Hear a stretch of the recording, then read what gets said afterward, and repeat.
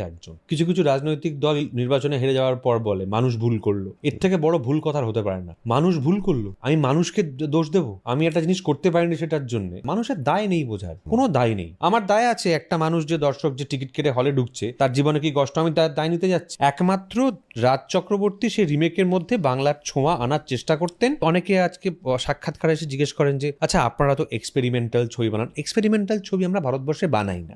Experimental ছবি সেই ছবি যে ছবি আমি একটা গল্প পর্দায় বলবো কিনা, পর্দায় গল্প বলাটা একটা সিনেমার কাজ কিনা সেটাকে চ্যালেঞ্জ করবে। পরমব্রত চট্টোপাধ্যায় একজন পরিচালক এবং প্রযোজক এবং মূলত স্টোরি টেলার, যিনি এখনো অবধি পরিচিত বেশি অভিনেতা হিসেবে। এইটার যে জার্নিটা, that sums up my life and career so far. আমি দেখেছি যে ওই ছবিগুলো যখন মুক্তি পেয়েছে এতটাই হাফ বেকড, তার অংশ আমি হয়েছি। এটা আমার মনে হয়েছে যে সেটা আমার ক্রেডিবিলিটি নষ্ট হয়েছে। ঔদ্ধত্য বা মানুষকে ছোট করা কোনোদিন ছিল না। একটা ডিফেন্স মেকানিজম ছিল আমার, যে ডিফেন্স মেকানিজমটা উল্টো দিকের লোকটার অ্যারোগেন্স মনে হয়।